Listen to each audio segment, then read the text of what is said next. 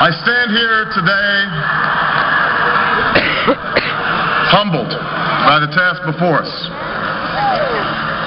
grateful for the trust you've bestowed, mindful of the sacrifices borne by our ancestors.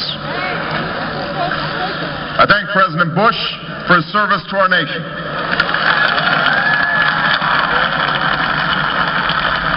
As well as the generosity and cooperation he has shown throughout this transition. 44 Americans have now taken the presidential oath. The words have been spoken during rising tides of prosperity and the still waters of peace.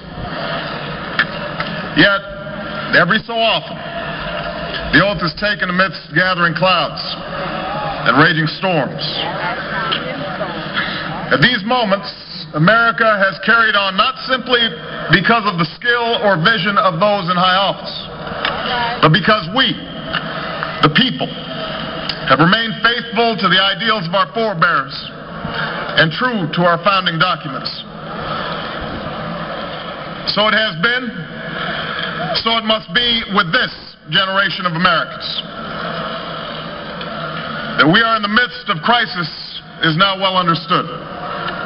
Our nation is at war against a far-reaching network of violence and hatred. Our economy is badly weakened, a consequence of greed and irresponsibility on the part of some, but also our collective failure to make hard choices and prepare the nation for a new age. Homes have been lost, jobs shed, businesses shuttered. Our health care is too costly, our schools fail too many, and each day brings further evidence that the ways we use energy strengthen our adversaries and threaten our planet. These are the indicators of crisis, subject to data and statistics.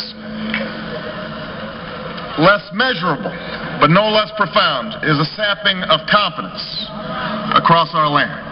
A nagging fear that America's decline is inevitable, that the next generation must lower its sights.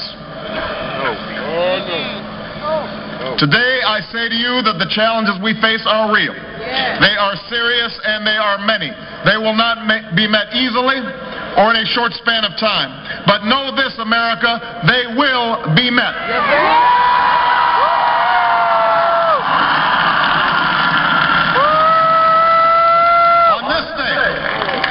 We gather because we have chosen hope over fear, unity of purpose over conflict and discord. On this day, we come to proclaim an end to the petty grievances and false promises, the recriminations and worn-out dogmas that for far too long have strangled our politics. We remain a young nation, but in the words of Scripture, the time has come to set aside childish things. The time has come to reaffirm our enduring spirit, to choose our better history, to carry forward that precious gift, that noble idea passed on from generation to generation, the God-given promise that all are equal, all are free, and all deserve a chance to pursue their full measure of happiness.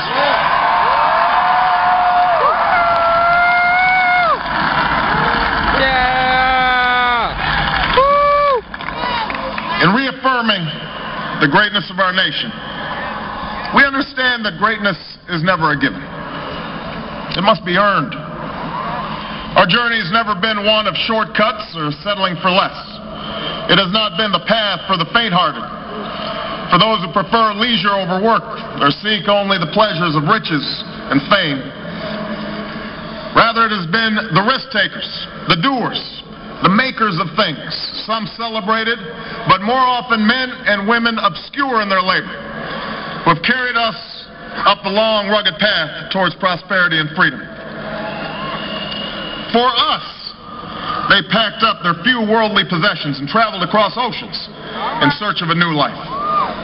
For us, they toiled in sweatshops and settled the West, endured the lash of the whip, and plowed the hard earth. For us, they fought and died in places like Concord and Gettysburg, Normandy and Quezon. Time and again, these men and women struggled and sacrificed and worked till their hands were raw so that we might live a better life.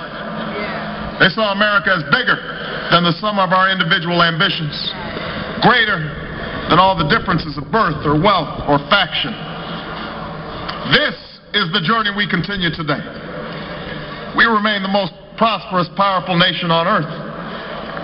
Our workers are no less productive than when this crisis began.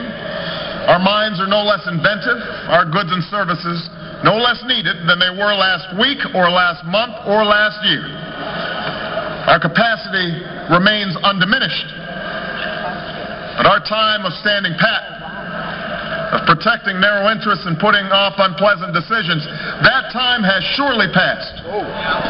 Starting today, we must pick ourselves up, dust ourselves off, and begin again the work of remaking America.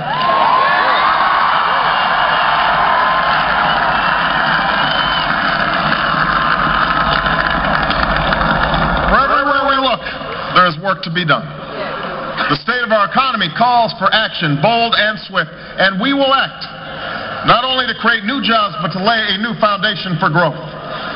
We will build the roads and bridges, the electric grids and digital lines that feed our commerce and bind us together. We will restore science to its rightful place and wield technology's wonders to raise healthcare's quality and lower its cost. We will harness the sun and the winds and the soil to fuel our cars and run our factories, and we will transform our schools and colleges and universities to meet the demands of a new age.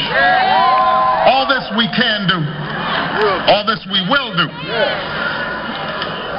Now, there are some who question the scale of our ambitions, who suggest that our system cannot tolerate too many big plans.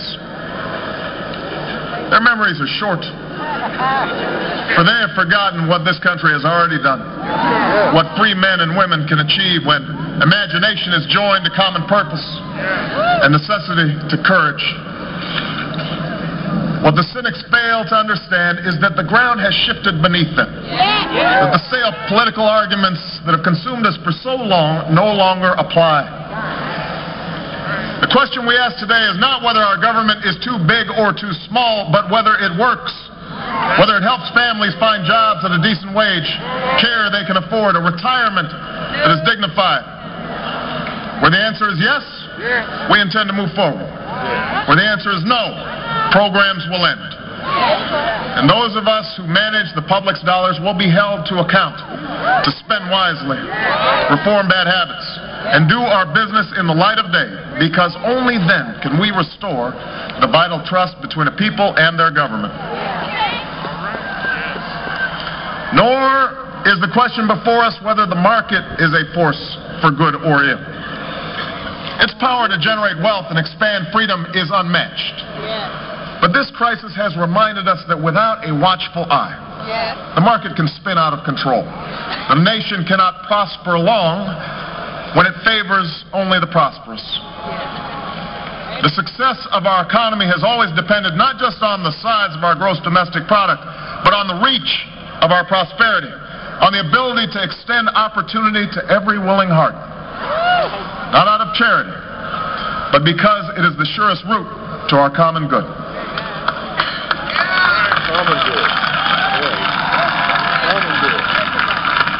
As for our common defense, we reject as false the choice between our safety and our ideals.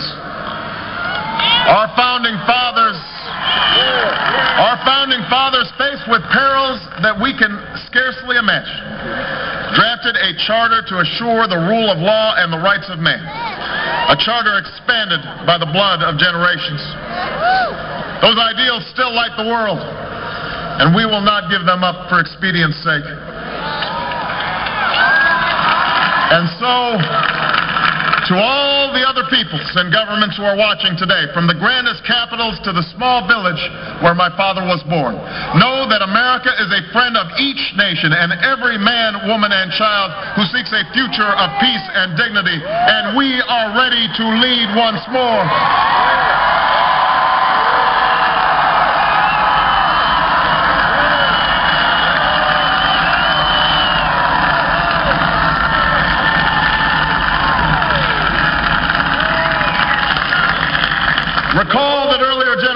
to face down fascism and communism, not just with missiles and tanks, but with the sturdy alliances and enduring convictions. They understood that our power alone cannot protect us, nor does it entitle us to do as we please. Instead, they knew that our power grows through its prudent use. Our security emanates from the justness of our cause, the force of our example, the tempering qualities of humility and restraint. We are the keepers of this legacy. Guided by these principles once more, we can meet those new threats that demand even greater effort, even greater cooperation and understanding between nations. We will begin to responsibly leave Iraq to its people and forge a hard-earned peace in Afghanistan. With old friends and former foes, we will work tirelessly to lessen the nuclear threat and roll back the specter of a warming planet. We will not apologize for our way of life, nor will we waver in its defense. And for those who seek to advance their aims by inducing terror and slaughtering innocents, we say to you now that our spirit is stronger and cannot be broken. You cannot outlast us, and we will defeat you.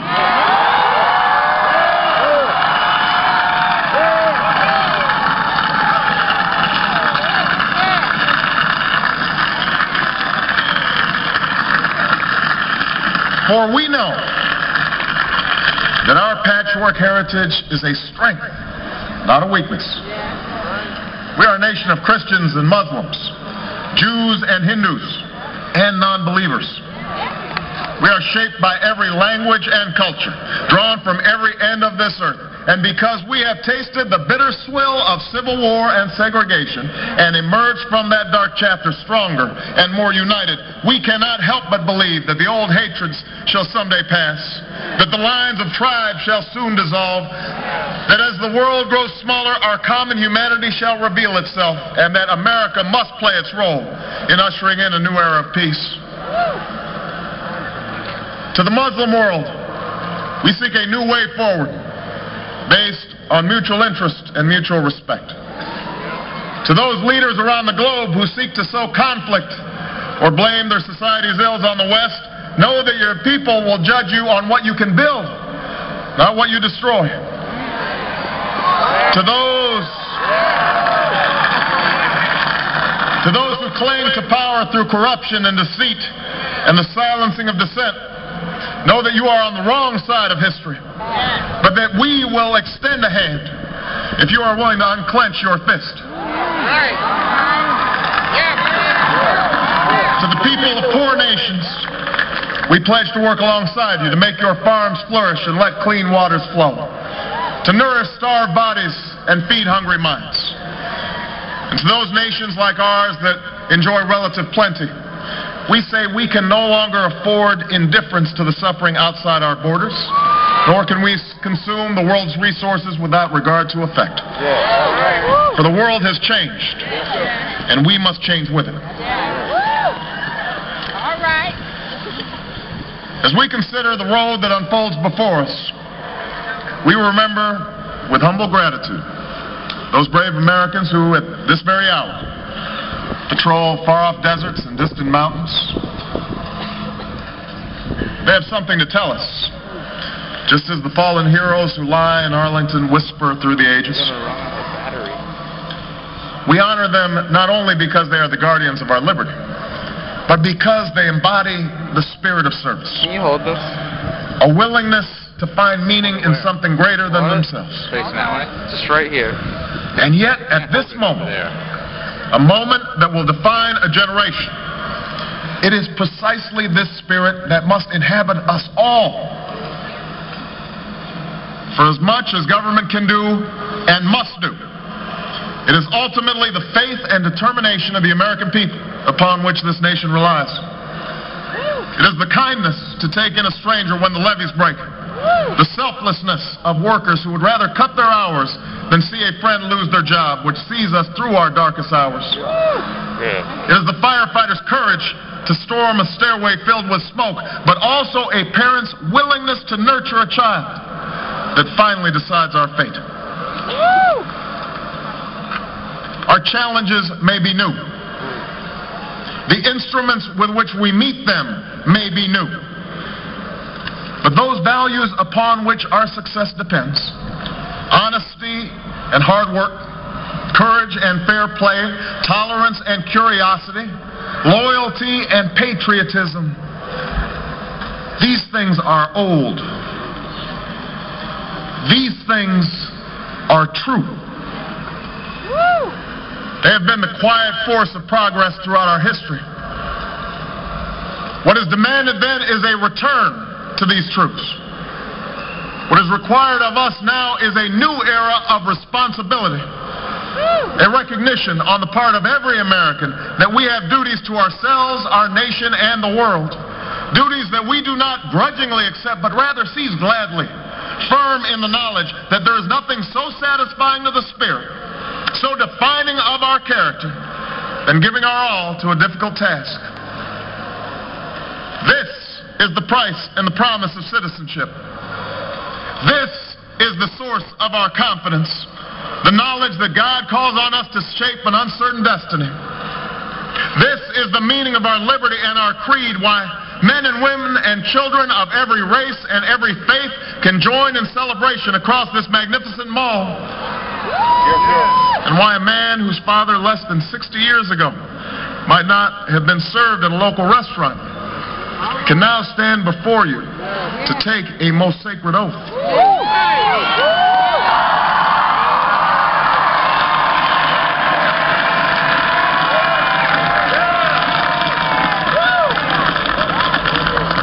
Let us mark this day with remembrance of who we are and how far we have traveled.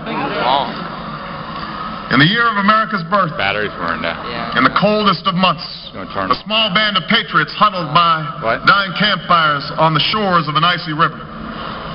The capital was abandoned. The enemy was advancing. The snow was stained with blood. At a moment when the outcome of our revolution was most in doubt, the father of our nation ordered these words be read to the people. Let it be told to the future world that in the depth of winter, when nothing but hope and virtue could survive, that the city and the country, alarmed at one common danger, came forth to meet it. America, in the face of our common dangers, in this winter of our hardship, let us remember these timeless words. With hope and virtue, let us brave once more the icy currents and endure what storms may come. Let it be said by our children's children that when we were tested, we refused to let this journey end. That we did not turn back, nor did we falter. And with eyes fixed on the horizon and God's grace upon us, we carried forth that great gift of freedom and delivered it safely to future generations. Thank you. God bless you.